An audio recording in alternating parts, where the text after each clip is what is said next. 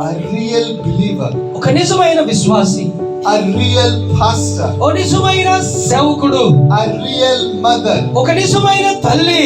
A real father. ఒక నిజమైనటువంటి తండ్రి is the one who would attract his disciples, who would attract his believers to the place of prayer through his prayer life. తన ప్రార్థన జీవితము ద్వారా తన బిడ్డలను, తన విశ్వాసులను ఎవరైతే ప్రార్థనలకు ఆకర్షించగలుగుతారో వారే నిజమైన సేవకులు, వారే నిజమైన తల్లిదండ్రులుగా కనబడుతున్నారు.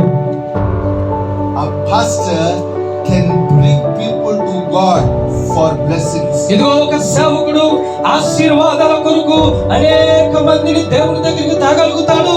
For healings. స్వస్థతల కొరకు దేవుని దగ్గరికి తేగలుగుతాడు. For miracles. అద్భుతాల కొరకు దేవుని దగ్గరికి తేగలుగుతాడు. For signs and wonders. సూచక్రియలు, అద్భుతాలు, ఆశ్చర్యాల కొరకు అనేక మందిని దేవుని దగ్గర నడిపిస్తాడు. But the real pastor in the sight of God, దేవుని దృష్టిలో నిజమైన సేవకుడు ఎవరంటే who would bring those believers ఆ విశ్వాసుని ఎవరైతే నడిపిస్తారో to the place of prayer. ప్రార్థనా స్థలిలోనికి ఎవరైతే నడిపిస్తారో వారే నిజమైన సేవకుడుగా ఉన్నారు.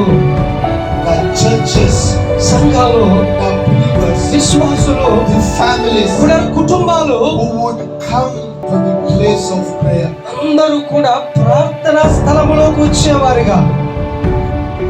If you're a mother of 50 years, నిజంగా మీరు ఒక 50 సంవత్సరాల వయసు కలిగిన ఒక తల్లి అయితే, if you're a pastor of 30 years, ఒకవేళ సేవకుడిగా 30 సంవత్సరాలు మీరు పరిచర్యలో ఉంటే, if you're a Christian believer for 25 years, ఒకవేళ 25 సంవత్సరాలుగా క్రైస్తవ విశ్వాసిగా నువ్వు జీవిస్తే, did someone come to you ఎవరైనా మీ దగ్గరికి వచ్చి and asked, ఈ మాట అడిగారా? my dear brother, నా ప్రియ సోదరుడా, my dear father, నాకు ప్రియ తండ్రి, my dear mother, నా ప్రియ తల్లి, my dear pastor, నా ప్రియ సేవకుడా, I just saw you the way you were praying, అయ్యా నువ్వు ప్రార్థించే విధానాన్ని నేను చూశాను. the way you are talking to your నీ God. దేవుడితో నువ్వు మాట్లాడే విధానం నేను చూశాను. Teach me the way you are praying to God. అయ్యా దేవునికి నువ్వు ప్రార్థించే ఆ విధానము నాకు నేర్పించు అని ఒక్కరైనా మిమ్మల్ని అడిగారా?